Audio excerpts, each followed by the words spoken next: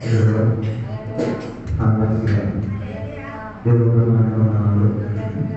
పవిత్ర సన్నిధిలో కలిసి దేవుని ఆరాధన చేసి తీరడానికి ఉపవాసంలో ప్రార్థనలో దేవుని సన్నిధిలో కనిపించి తీరడానికి దేవుడు సహాయపరిచిన విధానంగా సేవకులుగా ఉన్నారు.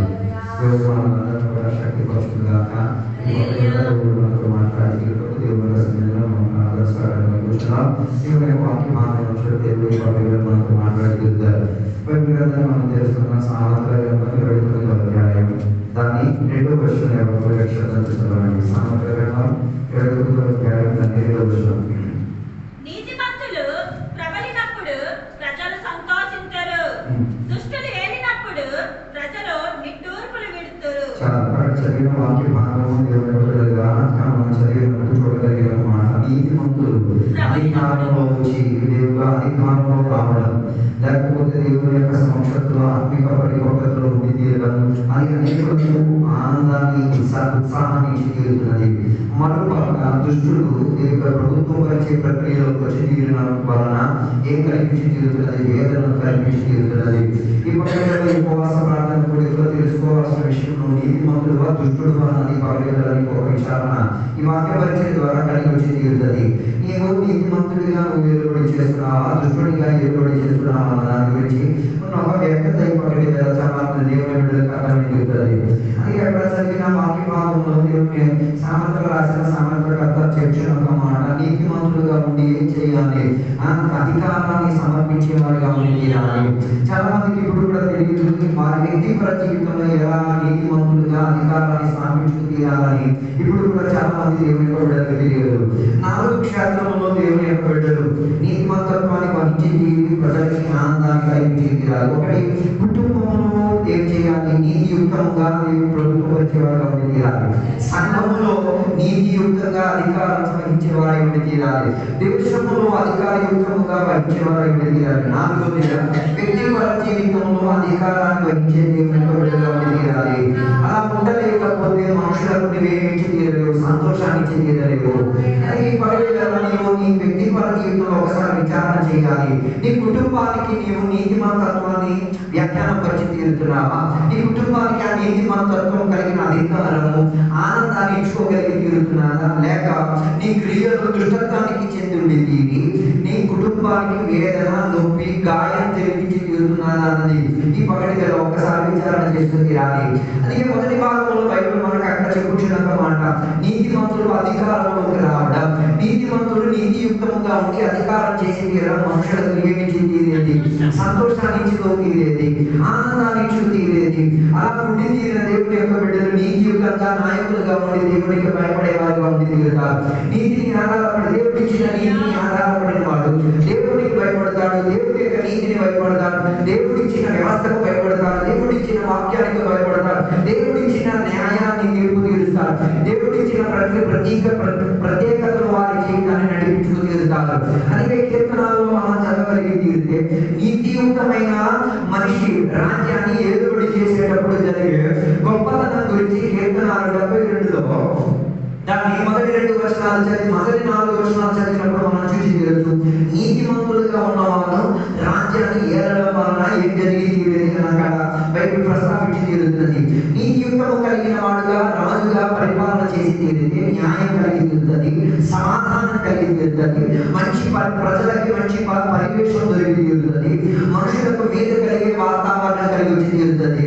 అలాగే తీరితే నీవు నీతిమంతునిగానేనా నీ సంఘంలోనూ ఉన్నావు, నీ కుటుంబంలోనే ఉన్నావు, నీ దేశంలోనే ఉన్నావు, నీ వ్యక్తిగత జీవితంలో ఉన్నావా లేదా అన్నది పగటిలో ఒకసారి విచారణ చేసుకుని కానీ ఒకవేళ లేకపోతే ఏమై తీరదు, అది ఆనందాన్ని కలిగించే ప్రక్రియ ఉండి తీరదు.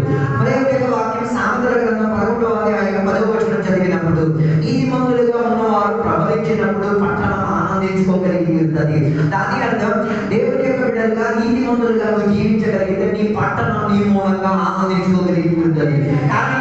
నీవు దేవుడి నీతిని అనుభవించి తీరి దేవుడిచ్చిన సమాధానాన్ని, దేవుడిచ్చిన ఆనందాన్ని, దేవుడిచ్చిన నిలకడత్వాన్ని వ్యాఖ్యానపరుచుతున్నది కాబట్టి పట్టణానికి ఆనందం కలిగి ఉండి తీరుతుంది. కొన్ని ఉదాహరణలు మనం చూద్దాం. నీతిమంతుడిగా ఉండి ఆనందం తెప్పించిన కొందరి గురించి బైబిల్ ఇచ్చినది. మొదటిగా బైబిల్ చెప్పే ఒక మాట 2 సమూయేలు గ్రంథం 8వ అధ్యాయం 15వ వచనాన్ని మనం చదివేటప్పుడు దావీదు ప్రారంభించింది. దావీదు గురించి బైబిల్ చెప్తున్న మాట, ఆయన మంచి యొక్క నాయకుడిగా ఉండి దేవుని యొక్క నీతిని నెరవేర్చుకు తీరడానికి ఏం చేశాడు తెలుసా? దేవుని యొక్క హృదయ ఇష్టాన్ని నెరవేర్చేవాడుగా ఉండినాడు. నీతిమంతుడిగా ప్రభుత్వం పరిచిన వాడు, నీతిమంతుడిగా జీవించిన వాడు ఎవరు తన హృదయ ఇష్టాలను కాదు, దేవుని హృదయ ఇష్టాలను నెరవేర్చేవాడుగా ఉండినాడు. దేవుని యొక్క హృదయ నెరవేర్చేవాడుగా ఉన్నందున దావీదును నాన్న లెక్కించకపోయినా, దావీదుని తన కుటుంబంలో అభిమానించుకోకపోయినా, దావీదుని దేవుడు దేవుని యొక్క బిడ్డలుగా ఉన్నవారు ఆయన లెక్కించకపోయినా, దేవుడు ఆయన లెక్కించినట్టుగా బైబిల్ ప్రస్తావించింది. ఈ పగటి వేళ నీవు దేవుని యొక్క నీతి పట్టి ప్రభుత్వం పరిచిన వాడు అయితే నువ్వు ప్రజలకి ఆనందం ఇచ్చేవాడుగా మారలేదు. అందుకే దావీదు తన ఇంటిలో ఉన్నవారు ఎవరు కూడా ఆయన మీద ఏం చేసేవారు కాదు, లక్ష్య పెట్టేవారు కాదు. ఆయన ఇంటిలో ఉన్న వాళ్ళు ఎవరికి కూడా ఆయన మీద ఏం కలిగేది కాదు, ఆనందం కలిగేది. కానీ జరిగిన మాట తెలుసా? దేవుని యొక్క ఇష్ట ప్రకారంగా, దేవుని యొక్క హృదయ ఇష్ట ప్రకారంగా, దేవుని యొక్క వాక్య ప్రకారంగా మన జీవితాన్ని మలుచుకోవడం వలన ఏమైతీరింది? దేశానికి ఆనందించగలిగి, కుటుంబానికి ఆనందించుకోగలిగే పరివేషం దావీదు జీవితం ద్వారా జరగగలిగింది. దాని అర్థం ఈ పగటి వేళ దేవుని బిడ్డలు తెలుసా, నీ ఇష్టం నెరవేర్చడానికి కాదు దేవుడు నేను పిలిచింది, ఆయన హృదయ ఇష్టాన్ని నెరవేర్చడానికి దేవుని పిలిచినట్టుగా తెలుసు తీరాలి. నేను అభిషేకించేది నీ ఇష్టాలను, నీ క్రియలను, నీ ప్రక్రియలను చూపించి తీరడానికి కాదు. నీకు దేవుడు అభిషేకం ఇచ్చి తీరినది కారణం తెలుసా? పట్టణం నీ అభిషేకం మూలంగా ఆనందించుకోగలిగి తీరాలి. నీకు దేవుడు ఇచ్చిన కృపావరం మూలంగా పట్టణం ఆనందించుకోగలిగి తీరాలి, ప్రజలు ఆనందించుకోగలిగి తీరాలి, నీ సంఘం ఆనందించుకోగలిగి తీరాలి, నీ కుటుంబం ఆనందించుకోగలిగి, నువ్వు ఆనందించుకోగలిగి తీరాలి, నీ దేశం ఆనందించుకోగలిగి తీరాలి. అలాగైతే పగటి ఆలోచించింది ఒక్కసారి దేవుని యొక్క హృదయ ఇష్టాన్ని నెరవేర్చి తీరింది. అందుకే కీర్తనాలు 29లో 20వ వచనం చదివినప్పుడు దావీదు గురించి దేవుడు చెప్పిన మాట, ఆయన నా ప్రియ దాసుడు, నేను ఆయనని నేను కనుక్కొని ఉన్నానని దేవుని యొక్క వాక్యాన్ని నెరవేర్చి తీరుతున్నది. దాని యొక్క దేవుని యొక్క హృదయ ఇష్టాన్ని నెరవేర్చేవాడు, దేవుని ద్వారా కనుక్కోబడిన దాసునిగా దేవుడు ఆయన చేసి తీరుతున్నారు. ఆయన గురించి చెప్పుతున్నట్టుగా మనం చూడగలిగినారు. ఈ పగటి వేళ నీవు దేవుని యొక్క ఇష్టవృత్తి అనుసారంగా దేవుని యొక్క ఇష్టవృత్తి యొక్క అధికారాన్ని స్థాపించుకోగలిగి తీరితే దాని వలన నీవు దేవుని యొక్క సేవకుడిగా గుర్తింపును పొందుకోగలిగి తీరుతావు. అందుకే నేను చెప్పొచ్చిన మాట, దావీదు దేవుని యొక్క హృదయ ఇష్టాలను ఏం చేసేటట్టుకున్నాడు? నెరవేర్చేవాడిగా ఉన్నాడు. అందుకే దేవుడు ఇచ్చిన అధికారమున, దేవుడు ఇచ్చిన నీతిని అధికారముగా వ్యాపారించి ఏం చేయాలి? దేవుని యొక్క హృదయ ఇష్టాలను నెరవేర్చుకు తీరాలి. దేవుని యొక్క హృదయ ఇష్టాన్ని నెరవేర్చిన వాళ్ళు ఏ శత్రువుల మధ్య కూడా ఏం చేయగలుగుతారు? సమాధానంతో నిలబడగలిగి తీరగలుగుతారు. రెండోదిగా బైబిల్ గ్రంథం మనం చదవగలిగితే మొదటి రాజుల గ్రంథం 4వ అధ్యాయం 20వ వచనం చదివినప్పుడు షలోమోను గురించి బైబిల్ చెప్పి తీరుతున్నది. షలోమోను కూడా ఏం చేశాడు? నీతియుక్తంగా ఏం చేశాడు? ఆయన నీతిమంతుడిగా అధికారాన్ని ప్రస్తావించి తీరాడు. అందుకే షలోమోను దేవుడికి అడిగిన ఒక మాట, దేవా ఈ ప్రజలను నడిపించి తీరడానికి డబ్బు కాదు నాకు కావాల్సింది, బలం కాదు నాకు కావాల్సింది, అధికారం కాదు నాకు కావాల్సింది, నాకేం కావాలి? పరిజ్ఞానం కావాలని కోరుకున్నాడు. ఈ కాలంలో దేవుని బిడ్డలే మూర్ఖులు కన్నా మూర్ఖులుగా తయారయ్యారు. దానికి చెప్పడానికి కారణం లోకంలో చేసేది మూర్ఖత్వం కన్నా అధిక మూర్ఖత్వం సంఘంలో జరుగుతున్నది. ఏం లేదు, అందుకే ఒక మాట ఉన్నది, అభిషేకము లేక దర్శనము లేక ప్రజలు కోరుడి దేవుడిని పిలిచి పిలిచి ఆరాధన చేసి ఏమై తీరుతున్నారు? దాన్ని తప్పిపోయి తీరుతున్నారు. అందుకే నేను చెప్పొచ్చే మాట, అందుకే బైబిల్ మూర్ఖుడా అన్న పదం వాడినట్టుగా మనకి అధికంగా బైబిల్లో మనకి కనబడి తీరింది. అందుకే నేను చెప్పొచ్చిన అన్యులు చేసే దానికన్నా ఘోర మూర్ఖత్వమే ఎవరు చేసేది? దేవుని బిడ్డలు చేసేది, యాత్రికులు చేసేది. కారణం ఏంటో తెలుసా? వాక్యములో పరిజ్ఞానం లేకపోవడం వలన, ఆత్మీయతలో పరిజ్ఞానం లేకపోవడం వలన, పరిచర్యలో పరిజ్ఞానం లేకపోవడం, కృపావరంలో పరిజ్ఞానం లేకపోవడం వలన, దేవుడు ఇచ్చిన దర్శనంలో ఏం లేకపోవడం, పరిజ్ఞానం లేకపోవడం వలన ఏమైంది? ప్రజల మధ్య విభ్రాంతిని తీసుకొచ్చి తీరేది. షలోమోనుతో దేవుడి దగ్గర అడిగినది, దేవా నాకేమిచ్చి తీరాలి? తెలివినిచ్చి తీరాలి, వివేకాన్ని తీరాలి. ఎందుకు తెలుసా? సమాధానంతో ప్రజలను నడిపించుకు తీరడానికి. అందుకే ఈ పగటి వేళ చాలా కుటుంబాల్లో సమాధానం లేదు, కొన్ని ఆరాధన కుటుంబంలో సమాధానం లేదు, కొన్ని ఆత్మీయ సహవాసంలో ఏం లేదు, కొందరికి సమాధానం. అందుకే వాళ్ళు చెప్పేవాడు మా బుర్ర పని చేయట్లేదు. కారణం తెలుసా? దేవుని యొక్క వివేకం నీలో పనిచేసి తీరట్లేదు. అందుకే మొదటి రాజుల గ్రంథం 4:20 చెప్పబడిన మాట, దేవుడి సగం దేవుడికి అడిగిన పెంపట దేవుడు ఆయనకి సమాధానాన్ని ఇవ్వడం వలన ఏమైందో తెలుసా? ప్రజలు విస్తారంగా ప్రబలయ్యేది.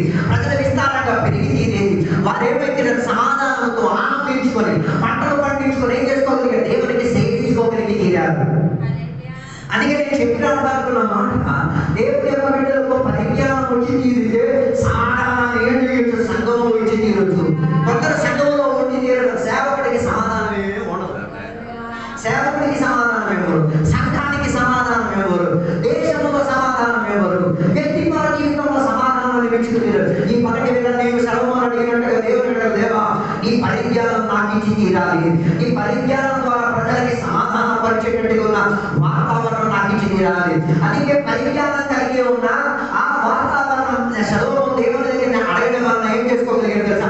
సంతోషాన్ని ప్రదర్శించుకోగలిగి తీరాడు, సమాధానాన్ని ప్రదర్శించుకోగలిగి తీరాడు, సమృద్ధిని ప్రదర్శించుకోగలిగి తీరాడు. అర్థం కాలేదు. దేవుని యొక్క పరిజ్ఞానం లేకపోతే నీ మూలంగా సంఘం పేదరికంలోకి వెళ్తుంది. అర్థం కాలేదు. అర్థం కాకపోతే దేవునికి స్తోత్రం, అర్థమైతే కూడా దేవునికి స్తోత్రం. నీ మూలంగా ఆత్మిక పరిజ్ఞానం లేకపోతే సంఘం దేనికి వెళ్ళిపోయి తీరుతుంది? పేదరికంలోకి వెళ్ళిపోయి తీరుతుంది. సొలొమోను జీవించిన కాల తరగతిలో దేవుని దగ్గర నుంచి పరిజ్ఞానం అడిగినందుకు ప్రజలు ఏమైతే తెలుసా? పంటలో సమృద్ధిని పొందుకోగలిగి తీరా, సంపాదనలో సమృద్ధి పొందుకోగలిగి తీరా. నీ మూలంగా నీ సంఘానికి క్షేమాభివృద్ధి వస్తున్నారా లేకపోతే శాపం వచ్చి తీరుతుందో ఒకసారి పరిశోధించుకు తీరాలి. దేవుని యొక్క బిడ్డలుగా మనం ఆలోచించాలి. దేవుని యొక్క వాక్య పరిజ్ఞానం లేకపోతే మన సంఘం దారిద్ర్యంలోకి వెళ్ళి తీరుతుంది. దేవుడు మనల్ని దారిద్ర్యంలోకి దేవుడు పిలవలేరు. మన దరిద్రతని దరిద్రులని చెప్పుకుతారు. అందుకే కొందరు సాక్ష్యాలు వింటే, కొందరు ప్రార్థనలు వింటే దారిద్ర్యత చెందిన, కొందరు జీవిత నడవడిక చూస్తే దారిద్ర్యత చెందినట్టుగా జీవించుతారు. ఎన్ని మంచి బట్టలు ఉన్నా మంచి బట్టలు ధరించారు. దారిద్ర్యత కన్నా అడుక్కున్నాడు వాడి కన్నా సూపర్ గా నడుస్తాడు. దేవుడు నీ దారిద్ర్యతను చూపించడానికి కాదు, నీ దారిద్ర్యతను నీ సమృద్ధి దేవుడు చూడడానికి. అందుకే కొందరికి ఆరాధనకు వచ్చినప్పుడు ఎట్లాంటి వేషభూషణతో రావాలో తెలియదు. సిరిగింది అరిగింది ఎండలో కాజేసి సగం కళ్ళంతా వేడైపోయి వేసుకొని వస్తున్నాడు. ఆయన నువ్వు వచ్చేది దేవుని సన్నిధిని, దేవుని సన్నిధిలో పరిజ్ఞానంతో రావాలి. కొందరు సంఘానికి ఏ వస్త్రం ధరించుకొస్తున్నారో కూడా పరిజ్ఞానం లేదు. అర్థం కాలేదు. కొందరు సంఘంకి వస్తారు, ఎందుకు వస్తున్నారు వస్త్రం ధరించి లోన్ ఉన్నామని కొందరికి కనబడడానికి. కొందరు సంఘం పరిజ్ఞానం లేకపోవడం, కొందరికి తెలియదు ఏ రీతి కలిగిన పోషకత్వం ధరించుకుని ఎక్కడికి రావాలి, దేవుని సన్నిధికి రావాలి, దేవునికి ఆరాధన చేశారు. మొన్న చోటికి మేము ప్రార్థనకి వెళ్తే ఆ ఇంటికి పెద్ద మనిషి ఒక చిన్న నిక్కర వేసుకుని కూర్చున్నాడు. చెప్పాలనిపించింది కానీ చెప్పలేదు. చెప్పుకుంటే ఆ మనిషి మన తర్వాత వస్తాడో లేదో తెలియదు. దేవాది దేవుడిని సేవించి తీరడానికి, పరలోకానికి గమ్యముగా ఎంచుకుని పరలోకానికి వెళ్ళడానికి నిర్ణయించిన వాడు యేసుకు వచ్చిన ప్రక్రియ చూస్తే పరిజ్ఞానహీనత కన్నా దౌర్భాగ్యం చెందే. అందుకే నేను చెప్పాను, అధిక శాతం మంది మూర్ఖులు సంఘంలో ఉన్నారు. అందుకే నీ ప్రవర్తన సంఘంలో జాగ్రత్త ఉండి తీరాలి, పరిజ్ఞానం ఉండి తీరాలి. పరిజ్ఞానం లేకుండా దేవుని యొక్క సంఘంలో వచ్చి తీరితే నీ మూలంగా సంఘం ఏమైతే తీరుతుంది? సమృద్ధి కాదు, పేదరికానికి వెళ్ళిపోగలిగి తీరుతుంది. ఆనందం కాదు, దుఃఖానికి వెళ్ళగలిగి తీరుతుంది. అందుకే కొందరికి పరిజ్ఞానం లేకపోవడం వలన వారి కుటుంబంలో ఉన్న ప్రక్రియ సంఘానికి అవమానం తెచ్చుచున్నది. ఏం లేదు, వాక్యంలో పరిజ్ఞానం లేదు, వాళ్ళకి ప్రాబ్లం ఏట్లేదు. నా సంఘానికి అవమానం వస్తే పెద్ద బాధ ఏం లేదు, నా కాపరికి అవమానం వస్తే ప్రాబ్లం లేదు, నా ఇంటికి అవమానం వస్తే ప్రాబ్లం లేదు, నా వ్యక్తిగత జీవితానికి అవమానం వస్తే ఏం పర్వాలేదు. అది దేవుడు అంగీకరించేది కాదు. దాని వలన నీవు దేవునికి ఏం చేయలేదు, న్యాయయుక్తంగా కాదు, దేవుని పరిపాలన చేసి తీరేది. అందుకే ప్రజలు ఆనందించుకోలేకపోయేది. అది పగటి వరకు తెలుసుకు తీరాలి. నీకున్న లేనితనం. అందుకే కదా బైబిల్లో చెప్పండి, ఒక పేద పిలవరాదు దేవుని సన్నిధికి వచ్చినప్పుడు మనలాంటి ఆత్మిక కాలంలో మూర్ఖురాలాగా రాలే. ఆనందించే హృదయంతో దేవుని దగ్గరికి వచ్చి ఉన్నది మొత్తం ఇచ్చేటప్పుడు కూడా ఆమెకి ఏం కలిగింది? ఆనందం కలిగింది. దారిద్ర్యతతో కాదు ఇంటికి తిరిగింది. కొందరు ఇచ్చుపుచ్చుకునే విషయం కూడా దారిద్ర్యతే. హలో, అందుకే ఊర్లో మంచి డాక్టర్ ఉన్నది కాబట్టి దేవుడికి ఇస్తాను. అక్కడ నువ్వు దారిద్ర్యత చూపించలేవు. హల్లెలూయా. దేవుని సన్నిధిలో దేవుడికి ఇచ్చుపుచ్చు విషయంలో దారిద్ర్యతను చూపించేసి హాస్పిటల్ కాడ దారిద్ర్యతను ఏం చేయవు. దేవుడు వడ్డీ తీరుతున్నాడు. అది అర్థం కాలేదు. పరిజ్ఞానం నుండి తీరాలి. పరిజ్ఞానం ఉన్నవాడే దేవుడికి ఇచ్చుపుచ్చే విషయంలో దారిద్ర్యత చూపించి తీరుడు. ఆయన ఏం చేసి తీరుతా? దేవుడు నాకు ఇచ్చిన దాంట్లో అన్నిటికన్నా శ్రేష్టయుక్తమైనది. అదే కొందరు ఇచ్చేది చూస్తున్నప్పుడు అది పుచ్చుకోవడానికి కూడా దేవుడికి మనసు అనిపించి తీరుడు. ఇక నీ ఇచ్చుపుచ్చు విషయం ఒకసారి పరిశోధించుకుని ఏ మనస్తత్వంలో ఇచ్చి తీరుతున్నాను. అందుకే కొందరు పేదరికం ఇప్పుడు కూడా ఏం చేయట్లేదు, ఆగట్లేదు. వారి మూలంగా సంఘానికి కూడా, ఇంటికి కూడా, కుటుంబానికి కూడా, వ్యక్తిపరంగా కూడా ఏం కలిగించుతున్నది? పేదరికం వచ్చింది. పగటిలో ఏం రావాలి? పరిజ్ఞానం రావాలి. దేవుడికి అడగాలి, లేవు ఇచ్చుపుచ్చు విషయంలో పరిజ్ఞానం రావాలి. కొందరికి ఏం చేశాడు? ఏం చేయడం తెలుసా? ఏ వాక్యం చెప్పాలో కొందరికి. ఒకటి సాగు ఇంటికి వెళ్ళి దేవుడు మేలు చేసిన దేవుడు అని కేకేశాడు. ఆ ఊరు చెప్పించుకోవట్లేదు, అని మంచిది కట్టుకోవట్లేదు, వేరే కొట్టేస్తాడు. ఎప్పుడు ఎక్కడ ఏమన్నా మరణ ఇంట్లో ఏం చేయాలి, అది మరణ ప్రక్రియలో ఉన్న దుఃఖాన్ని ఏం చేసేటట్టు ముందు తీరాలి, ఓదార్చేటట్టు ముందు తీరాలి. అందుకే సొంత సమాధి ఇంటికి వెళ్ళి దేవుణ్ణి స్తుతించుడి. ముందు సమాధి ఇంట్లో ఏ పాట పాడాలో తెలుసుకోవాలి, వివాహంలో ఏ పాట పాడాలో తెలుసుకోవాలా, ఆనందించున్న ఇంట్లో ఏ పాట పాడాలో తెలుసుకోవాలా. సందర్భోచితంగా పాటలు పాడడం లేదు, పరిజ్ఞానహీనత. అందుకే నేను చెప్పాను, సంఘంలో 95% మూర్ఖులు ఉన్నారు, ఏం తెలియదు. ఎప్పుడు ఎక్కడ ఏ సందర్భంలో ఏ పాట పాడాలో, ఏ పాట పాడేసి ఏం చేయాలి, సాధారణ వాతావరణం ఇచ్చుకు తీరాలో తెలియదు. అందుకే నేను చెప్పిన షలోమోను దేవుని ఇక్కడ కోరినట్ల తన రాజ్యంలో ఏమైతే సమాధానం కలిగి ఆనందం కలిగే పరివేషణ రావడానికి కారణం తెలుసా, ఆయన నీతియుక్తిగా దేవునికి అడిగిన మాట, దేవా నేను దేవునికి ఆరాధన చేసేవాడు కాదు మాత్రం కాదు, నాకు నీ మూలంగా ఏం కావాలి, పరిజ్ఞానం కావాలి. అందుకే దేవుడి సామెతల గ్రంథం చెప్పేది దేవుని యొక్క భయభక్తి కలిగి ఉండడం జ్ఞానానికి ప్రారంభం. అర్థం కాలేదు, జ్ఞానం రావాలంటే ఎక్కడ రావాలి, దేవుడి దగ్గర భయభక్తి కలిగి తీరితే నీకేం వచ్చి తీరుతుంది. అందుకే మన దాంట్లో కొందరికి భయము భక్తి ఉండదు. అందుకే కదా కొందరు ఎప్పుడు పడితే ఆరాధనలోకి ఏం చేయొచ్చు, దూరుకు రావచ్చు. నువ్వు అంతా మొనగాడు అయితే, నువ్వు అంతా మగాడు ఆడదో అయితే, కోర్టుకి వెళ్ళేటప్పుడు మజిస్ట్రేట్ గారికి వెళ్ళక ముందే నువ్వు వెళ్ళి కూర్చొని లేకపోతే లేట్కి వెళ్ళేసి దూరమి నేను లోనకు రానిస్తారా, ఆయనకి ఇచ్చిన అభిమానం దేవునికి ఇవ్వలేకపోతే నీకన్నా పెద్ద మురుకుడు ఇంకొకటి లేడు. Hallelujah, praise the lord, hallelujah. Training ఇచ్చుచున్న విలువ దేవునికి ఇవ్వలేకపోతే దాని అర్థం నీకన్నా పరిజ్ఞానహీనత నీకన్నా ఇంకొకటి లేడు. ఆరాధనకు వచ్చేటప్పుడు ఎప్పుడు ఏం రావాలి, ముందుగా రావాలి. బైబిల్ చెప్తున్న పాట, ముందుగా ఆరాధనకు వచ్చిన వాడు దేవుడే. దేవుడు వచ్చే టైంలో కూడా నువ్వు రాలేకపోతే ఆలస్యం వచ్చిన దురాత్మే. చెప్పకపోయినా నాకు ప్రాబ్లం, మీరు అన్ని వారు మాట్లాడకపోయినా నాకు ప్రాబ్లం పెట్టలేదు. హలో, ఆరాధన మధ్యలో వచ్చిన వాడు డీమన్, దెయ్యమే. ఆయన దేనిని అభ్యంతరపడతాడు, అన్నింటినీ అభ్యంతరపడతాడు. హలో, అందుకే బైబిల్ చెప్పారు కొందరికి అలవాటు అయిపోయింది ఏమైపోవడం, లేట్కి రావడం వల్ల. నీకన్నా పెద్ద మూర్ఖత్వం లేదు. నీ మూలంగా దేవుడు అక్కడ కూర్చొని ఏడుస్తున్నాడు, నీ మూలంగా పరిశుద్ధాత్మ అక్కడ కూర్చొని ఏడుస్తుంది, నీ మూలంగా సంఘం ఏడుస్తుంది, నీ మూలంగా కాపాడు ఏడుస్తుంది. ఎన్నిసార్లు ఆలస్యంగా వచ్చిన పాస్టర్ గారు అక్కడ మౌనం పాటించిన ఆయన కన్నీరు నీకు కనబడటం లేదు కదా. నీవు ఆ సంఘానికి ఇచ్చేది క్షేమం కాదు, నీవు ఆ సంఘానికి ఇచ్చేది సమృద్ధి కాదు, నువ్వు ఆ సంఘానికి, దేశానికి, సమాజానికి, వ్యక్తిగత జీవితానికి ఇచ్చేది నాశనం. అందుకే నేను చెప్పొచ్చిన నీతియుక్తంగా ప్రభుత్వం చేసిన వాడు, యథార్థవంతుడిగా ప్రభుత్వం చేసిన వాడు మనుషులకు సంతోషాన్ని ఇచ్చుకోగలిగి తింటాడు, సమాధానం ఇచ్చుకోగలిగి తింటాడు. అలాగే చంద్రవేషకు అభినందనలు ఎక్కడ పడేశారు, అగ్నిలో పడేశారు.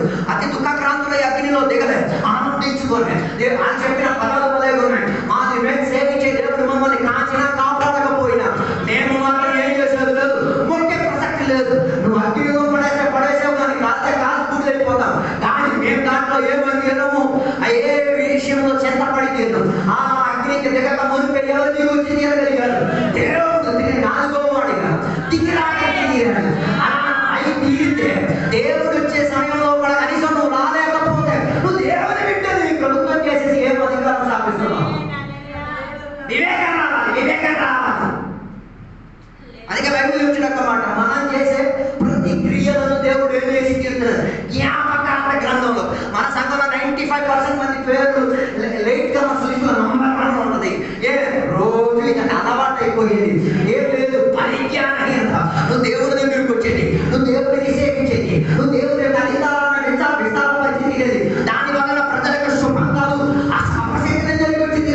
అందుకే షలోమోను దేవా నాకు పరిజ్ఞానం కావాలి దేవా, ఈ ప్రజల మధ్య సమాధానం అంతరిక్షం నుంచి తీరడానికి, సమాధానం కలిగి ఆనందించే వాహనం తయారు చేస్తూ తీరడానికి ఏమేమి తీరాలి. నేను ముందుగా దేవుని దగ్గరికి ఏం పొందుకు తీరాలి, పరిజ్ఞానం పొందుకున్న వాడిగా ఉండి తీరాలి. దేవుని రాకడ గురించి బైబిల్ చెప్పే ఒక మాట, అందరూ ఏకముఖంగా ఏమై తీరేది, పరలోకానికి ఆరోహణమై తీరడానికి బైబిల్ ప్రస్తావించి తీరేది. దాని అర్థం విడివిడిగా కాదు, అందరూ కలిసి బయలుదేరి తీరాలి. పరిజ్ఞానం ఉన్నవారు అయితే ఒకే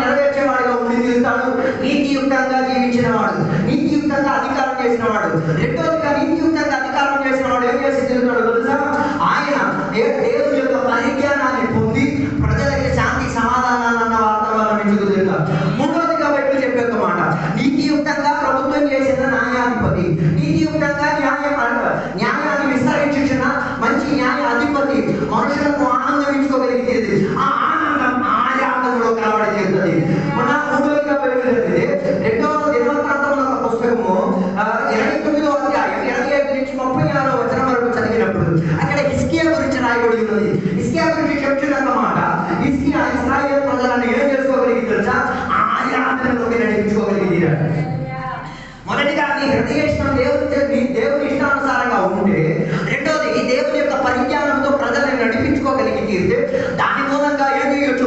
ప్రజలని ఆరాధనలోకి నడిపించుతీరు.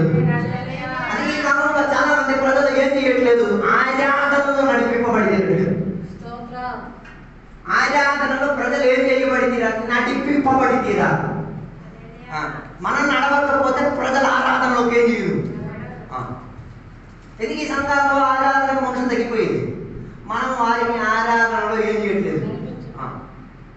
అబ్రహాము గురించి బైబిల్ చెప్పేది, అబ్రహాముతో దేవుడు చెప్పారు, నీ కుమారుని తీసుకొని ఎక్కడికి వెళ్ళమని. కొడుకు అనుమతి అడగమన్నారా? మరి కొడుకు ఎలాగ వచ్చాడు? నువ్వు నడిస్తే ఆటోమేటిక్ రావాల్సిన వెనక వస్తాయి. నువ్వు నడిచి వెనకట్లా రాలేదంటే దాని అర్థం నువ్వు యథార్థ ఆరాధనగా చేసి. బైబిల్ చెప్పేది, అబ్రహాం దేవుడిని ఆరాధన చేసి తీరడానికి ఏం చేశాడు?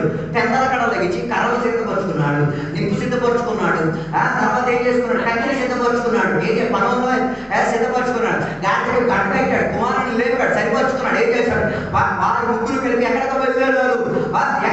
అబ్రహాము తన కుమారుడు 10 కలిసి గాడిని కలిపి ఎక్కడికి బయలుదేరారు? ఆరాధన చేయడానికి బయలుదేరారు. ఎన్ని రోజుల ప్రయాణం? 3 రోజుల ప్రయాణం. 3 రోజుల ప్రయాణానికే ఈయన పెద్దల కడ లెగించాడంటే, అప్పుడు వెళ్ళాల్సిన ప్రయాణానికి ఈయన ఎంత పెద్ద త్వరగా వెళ్తాడు. దానికి అర్థం పెద్దల కడ లెగించి అన్ని సిద్ధపరుచుకొని ఏం చేసిన ఆరాధన. ఈ కాలంలో ఉన్న మూర్ఖారాధన సిద్ధపాటు ఏమి ఉండదు, వచ్చి తుపాకీ పట్టి డుడ్డు పేర్చిడమే. అందుకే ఆరాధన వెంకటదైపోయింది. హలో, అదే అధ్యాయం ఇంటికి వెళ్ళి చదవాలి. 29వ అధ్యాయం దాని 25వ వచనం నుంచి కిందకి చదవగలిగితే, హిజ్కియా ఇశ్రాయేలు ప్రజల్ని ఆరాధన నడిపించి తీరడానికి ఏం చేశాడు తెలుసా? వాయిద్యం వాడిని లేవనెత్తాడు, పాటలు పాడేవాడిని లేవనెత్తాడు, ఆరాధన చేసేవాడిని లేవనెత్తాడు. దాని తర్వాత యాగం అర్పించి తీరడానికి ఉన్న వ్యక్తులను లేవనెత్తి తీరాడు. తర్వాత ఏం చేశాడు తెలుసా? పండగలను ఆచరించి తీరేంతగా ఉన్నారు. ఇశ్రాయేలు ప్రజలకు ఉన్న పండగలను ఆచరించి తీరడానికి ప్రజలను ఏం చేస్తున్నాడు? సిద్ధపరుచుకున్నాడు. ఆరాధన ఎప్పుడైతే తీరదో తెలుసా? ఆరాధనలో పెంతెకోస్తు దిగినప్పుడే ఆరాధన అయింది. అందుకే మన ఆరాధన అలాగైపోయింది.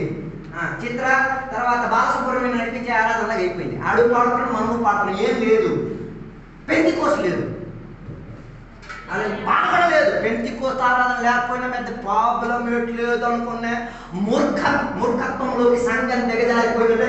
దాని అర్థం నీ మూలంగా సంఘానికి ఏం రావట్లేదు, శుభం రావట్లేదు.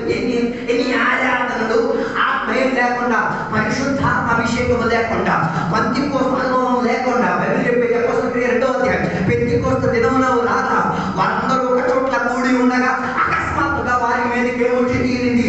పరిశుద్ధాత్మ వచ్చి తీరింది. కొందరు అనుకుంటున్న ఆరాధనలో మాత్రమే పరిశుద్ధాత్మ దిగొచ్చింది. అమ్మా, నీకన్నా దుర్బోధన ఇంకా లేదు.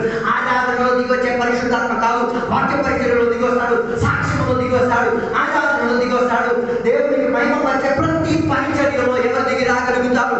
పెంతెకోస్తు గల అనుభవం దిగి రాగలుగుతారు. మూర్ఖులే చెప్పేది ఆరాధన చేస్తే మాత్రమే ఎవరు వచ్చేది? పెంతెకోస్తు వచ్చేది, ఆత్మశక్తి దిగి వచ్చేది అనుకోండి. అమ్మా, తప్పుడు సిద్ధాంతంలో జీవించడం రేపో మాపు అదే నిన్ను నాశనంలోకి తీసుకెళ్తుంది. ఈ పక్కటి వెళ్ళి నేను ఇక్కడికి వెళ్ళి ఆరాధనలోకి నడిపింపబడిన వ్యక్తి ఏమైంది కాదు, దేవుడి యొక్క మంట, దేవుడి యొక్క అగ్ని ప్రవాహంలో ఏమైంది కాదు, తాక కలిగేటట్టు గుడి తీరాలి.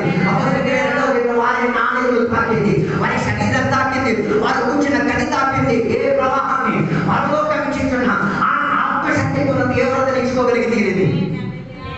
అందుకే ఈ కాలంలో ఉన్న వాళ్ళకి ఏం అక్కర్లేదు, ఆరాధన అక్కర్లేదు. అందుకే ఆరాధనకి తర్వాత వస్తారు కొందరు మేధావులు. ఆరాధన దాని తర్వాత కూడా ఏ సిగ్గు లజ్జ అభిమానం మేము వచ్చి కూకుని పోయి దేవునికి సారీ చెప్పుడు, సంఘానికి క్షమాపణ అడుగుడు. దాని తర్వాత వచ్చేసి ఎందుకమ్మా ఈ యాక్టింగ్ అండి, అది దేవుడు కోరేది కాదు. హిజ్కియా ప్రజలను సిద్ధపరిచినట్టుగా ఆరాధనలో సిద్ధపడి వచ్చి తీరేది, ఆరాధనలో ఆత్మశక్తికి వచ్చి తీరాలి, ఆరాధనలో ఏమైంది తీరాలి, ప్రజలకి ఆత్మీయంగా ఆనందం కలిగి వచ్చి తీరాలి. ఆరాధించేది దేనికి? ఏదో కలిగే కదా పిచ్చి పిచ్చి పాటలకు నువ్వు ఊగేస్తున్నావే, పిచ్చి పిచ్చి పాటలు నేను ఊపేస్తున్నాను. ఆరాధన నేను ఆత్మలో ఊపలేకపోతే పిచ్చి పిచ్చి పాటలు, పిచ్చి పిచ్చి సిద్ధాంతం నేను ఊపేస్తుంది. ఈ పగటి వేళ నేను అడిగేది, ఆత్మశక్తి యథార్థంగా నీ శరీరం మీదకి దిగి ఎన్ని సంవత్సరాలు అయింది, ఎన్ని నెలలు అయ్యింది? అక్కర్లేదు మనకి. హల్లెలూయా. అన్య భాష కృపావరములన్నీ ఏమైతే అప్పుడప్పుడు కనిపించే మెరుపు తీగలా కనిపిస్తుంది. కొందరికి అది అసలు లేదే లేదు. ఏది కృపావరాలు ఏమి లేవు. హల్లెలూయా.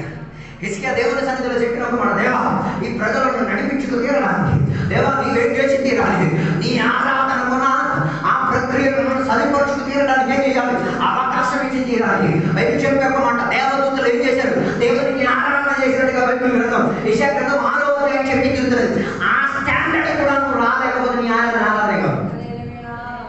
యెషయా గ్రంథం 6వ అధ్యాయం చదివినప్పుడు చూడగలిగిన మాట దేవదూతలు దేవుని ఆరాధన చేసి పెదవులు ఏం చేసేది, పరిశుద్ధులు పరిశుద్ధులు పరిశుద్ధులు.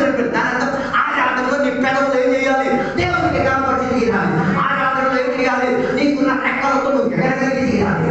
ఆరాధనలో నీవేం చేయగలిగి, నేను కప్పి పెట్టుకోగలిగి తీరాలి. ఆరాధనలో నీవేం చేయగలిగి తీరాలి, ఐక్యత తీసుకోగలిగి. లేకపోతే అది ఆరాధన కాదు, దొంగ ఆరాధన, అన్య ఆరాధన.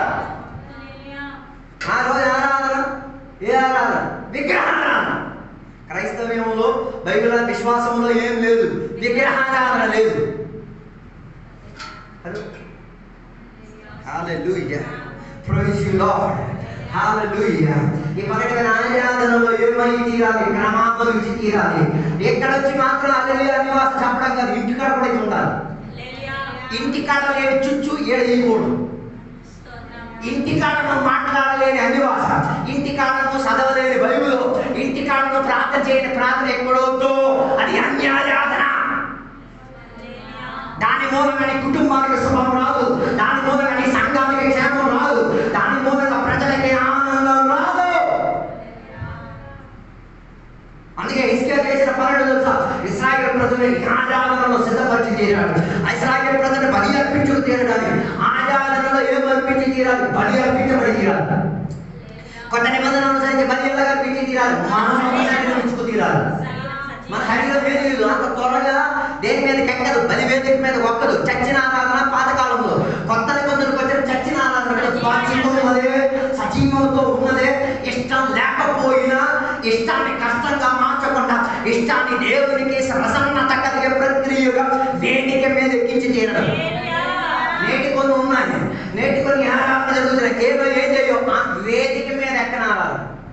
వేదిక మీద ఒక వస్తువు ఎక్కిందంటే దాని మీద కత్తి పడుతుంది, దాని మీద దేవుని యొక్క వాక్యాధారాలను కట్టం పడి తీరుతుంది, అది వదిలిపోబడి తీరుతుంది. అందులోకి చెత్తను దేవుడు బయటికి తీసేస్తారు, అందులో పనికి రాని దానిని వేరుపరిచి తీరుతారు. అలాగైతే ఆరాధన మన ప్రహసన కాదు, మనం ఏదో చూపించడం కాదు, నన్ను నరకబడి తీరేది, నన్ను శుద్ధిపరిచి తీరేది, నన్ను వేరుపరిచి తీరేది ఆరాధన. అందులో ఏం దిగాలి, పెంతెకోస్తు దిగాలి. పరిశుద్ధాత్మగా ఎవరు దిగాలి, అగ్నిగా ఎవరు దిగాలి, పరిశుద్ధాత్మ దిగాలి. హల్లెలూయా. కొన్ని ఆరాధన ఏమోడదు, అగ్గి గిగ్గి ఏమోడదు, అందరూ వెనకాల సంవత్సరం వీడు చేసినట్టు చెయ్యాలి. ఏం చేయాలి, నక్కలను కట్టేసి తోకలు ఏం పెట్టాడు, అది కట్టేసి చేయి పెట్టి కదా. అన్నివాసం అందరికి వచ్చారు, అన్నివాసం రాకపోయినా రక్షించండి అన్న శబ్దమే అవుతుంది. హలో, ఆరాధన చేసి ఎన్ని రోజులైంది, నీ ఆరాధన బలివేదికి ఎక్కి దేవునికి అంగీకరణ కలిగిన రోజులు ఎన్ని దాటాయి. ఈ పగటి వేళ ఒప్పుకో దేవుని దగ్గర, పరిశుద్ధాత్మకు దుఃఖపరిచి పరిశుద్ధాత్మ మీద దేవుడు తలిచి తీరి దేవుని యొక్క వాక్యాలకు నా తీవ్రతకు విపరీత దిశలో ఉంది. దునామైకున్న శక్తిని అనుభవించకుండా ఏమి భూమిలో స్నానించి తీరలేదు. పరిశుద్ధాత్మకు దునామైట్ అని చెప్పబడి తీరుతుంది. దునామైట్ అంటే మనం బాంబులో వాడే ఆ ప్రక్రియకే దునామైట్ అని చెప్పింది. దునామైట్ ఉన్న ప్రక్రియ తెలుసా, పగలలేని దాన్ని పగల కొట్టేది. ఆత్మశక్తి వచ్చేది దేనికి, నీ గుండె పగలదు పగలగొట్టడానికి, నీ అహంకారం పగలదు పగలగొట్టడానికి, నీ గర్భం పగలదు పగలగొట్టడానికి, నీ అసూయ పగలదు పగలగొట్టడానికి, నీ శారీరక క్రియ పగలదు పగలగొట్టడానికే ఏమైంది, దునామైట్కి వచ్చింది. అది ఎక్కడిది కాదు, ఆరాధనలో దిగాలి. ఆడవాళ్ళ గొప్ప అన్నివాసాలు, వాక్యం చెప్పండి ఇక అన్నివాసం నవ్వే ఎందుకు వచ్చి ఇక్కడ ఎంటర్టైన్మెంట్ చూడడానికి. హలో, వాక్యం చెప్పడం కొందరికి పిచ్చి నవ్వులే, ఇంటికాడ నవ్వులేదేమో, ఎక్కడైనా నవ్వుతున్నావు. వాక్యం చెప్పేటప్పుడు ఏం రావాలి, కన్నీరు రావాలి. వాక్యం చెప్పేటప్పుడు ఏం రావాలి, పశ్చాత్తాపం రావాలి. వాక్యం చెప్పేటప్పుడు ఏం రావాలి, ఆత్మలో నన్ను కడుగుము దేవా, ఆత్మలో నన్ను బాగు చేయుము దేవా, ఆత్మలో నా జీవిత పరిస్థితుల్లో తీసుకెళ్ళము దేవా, నా మేడకి ఏం దిగి రావాలి, ఏమి దిగుతున్నది నీ ఆధారంలో, పామురమా గెద్ద.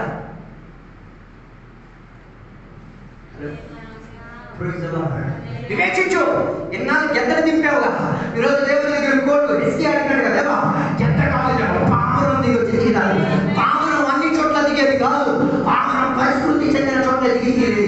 యేసయ్య బాప్తిసం పొందేటప్పుడు ఆయన మీద ఏం దిగి వచ్చింది? పరిశుద్ధాత్మ పామురంగా దిగి వచ్చింది. హల్లెలూయా. అలాగే నీ మీద దూరమైన శక్తి పామురంగా దిగి వచ్చి తిరిగి నువ్వు అన్ని చోట్ల కూకోలేవు, అన్ని పిచ్చి పనులు చేయలేవు. అర్థం కాలేదు. కొన్నిటి మీద పామురం దిగి వచ్చింది, కానీ అన్ని పిచ్చి సెంటర్లో ఇవే ఉంటాయి. హలో హలో నోహాము తన పడవ నుంచి ఎవరిని పంపించారు? పామురాన్ని పంపించారు. పామురం ఏం తీసుకొచ్చింది? ఒలివాకు తీసుకొచ్చింది. ఎందుకు ఒలివాకు తీసుకొచ్చింది? దానికి స్పర్శ కలిగేది అట్లాంటిదే. హలో, నువ్వు లోకానికి వెళ్ళి ఏం చేస్తున్నావు? నువ్వు సంఘానికి వచ్చి ఏం చేస్తున్నావు? నువ్వు ఆచారానికి వచ్చి ఏం చేస్తున్నావు? పావురం వెళ్ళి ఏం తెచ్చింది? ఆకు తెచ్చింది. ఏ ఆకు తెచ్చింది? వానని ఆకు. ఆ ఆకు ఏం కాదు, కంపు కొట్టలే. ఎన్ని రోజులు వర్షం? 1 సంవత్సరం 10 రోజుల పాటు వర్షం తీవ్రతగా పడిన ఆకుకేం కాలేదు, ఏ నీటి కలిగిన కీడు కలగలేదు. అదేం చేసింది? ప్రకృతి చెందినది, ఆ మ్యూనిసిటీ చెందినది తీసుకొని ఈ పగడగల నీరు ఇక్కడికి మాట. నువ్వు దేవుడి దగ్గర నీతి మంత్రుల దేవుడిని పిలిచావు. నువ్వు తెచ్చిన ఆధారంలో తెచ్చిన సామాన్యుడు ఆకాశం నుంచి బయట చెప్పే ఒక మాట. ఆకాశం ఏం చేశాడు తెలుసా? యుద్ధానికి బయలుదేరాడు. యెహోషువాని పంపించాడు. ఎవరో నాయన యుద్ధానికి వెళ్ళాడు. వెళ్ళేటప్పుడు ముందే చెప్పాడు, ఆయన ఇక్కడ నుంచి యుద్ధానికి బయలుదేరడం చాలా మంచిదే. అక్కడికి వెళ్ళిన తర్వాత అక్కడ నుంచి ఏ సామాగ్రి ఎక్కడికి ఏం చేయకూడదు, తెచ్చుకోకూడదు. అక్కడ ఉన్న వాళ్ళని ఏం చేయాలి? దానికి అక్కడ పడేయాలి. మరి ఈ మూర్ఖుడు అయిపోయాడు, ఆర్థిక మూర్ఖుడు. అక్కడికి వెళ్ళి ఏం తెచ్చుకున్నాడు? అక్కడ ఉన్న జంతువులు తీసుకొచ్చాడు, అక్కడ ఉన్న వస్తువులు తీసుకొచ్చాడు, అక్కడ ఉన్న సామాన్లు తీసుకొచ్చి ఇంటికాడ ఏం చేశాడు? దాచిపెట్టాడు. ఈ పన్నెండు వేల పరిశుభ్రత దేవుడు నీకు అడిగేది, నీకు ఇంటికాడ దాచిపెట్టింది కేకేసేది, నీకు చెవులు ఇచ్చేసిందేమో. చెవులు ఏమైనా తీరాలి, వినగలిగి తీర ప్రవాహం రావాలి. వినలేకపోతున్నాడు అని అర్థం గౌరవం ఇస్తాయి. కొందరికి ఏం వినబడట్లేదు. అందుకే బైబిల్ చెప్పేది, చెవి గలవారు దాని అర్థం వాళ్ళకి ఏం లేదు. ఎందుకు లేదు? వెనక వెనక శివుడు వచ్చింది. హలో, హల్లెలూయా. ఆకారానికి ఏం చేశాడు? ఆకారం కూడా ఇదే వచ్చేసింది. కానీ దేవునికి వాక్యం చెప్పేది, దేవునికి ఆరాధన చేయకూడని వాళ్ళు ఎక్కడికి వచ్చి తీరింది. దేవుని బిడ్డ ఇంటికి వచ్చి ఈ పగటి వేళ నీ ఆరాధన క్రమపరచలేకపోతే అన్ని ఆరాధనకి చెందింది నీ ఇంట్లో తాండవం చేస్తుంది. ఏ పాస్టర్ గారు వచ్చినది వెళ్ళదు, ఏ దేవుడు వచ్చి దిగి వచ్చినది వెళ్ళదు. దానిని నువ్వే వేయాలి. వెడగొట్టించి తీరేంత కానీ చెవులు ఏమై తీరాలి, వినబడగలిగేటటువంటి తీరాలి. దేవుడు సమూవేలుకి పిలిచేటప్పుడు ఏదికి మంటతున్నది కాబట్టి వినబడి తీరలేదు. సమూవేలుకి వినబడి తీరింది కానీ ఎవరికి వినబడి తీరలేదు. ఏదికి వినబడి తీరలేదు. ఈ పగటి వేళ పసిపిల్లలకు వినబడుతున్నా నీకు వినబడి తీరట్లేదంటే అర్థం చేసుకు తీరాలి. నీ ఆరాధనలో ఏమై తీరింది? ఏదో అన్యాయాలను దూరుకొచ్చి తీరింది. అందుకే పగటి వేళ ఏమై తీరాలి? నీ ఆరాధన క్రమపరచుకోవడానికి ప్రయత్నం చేయాలి.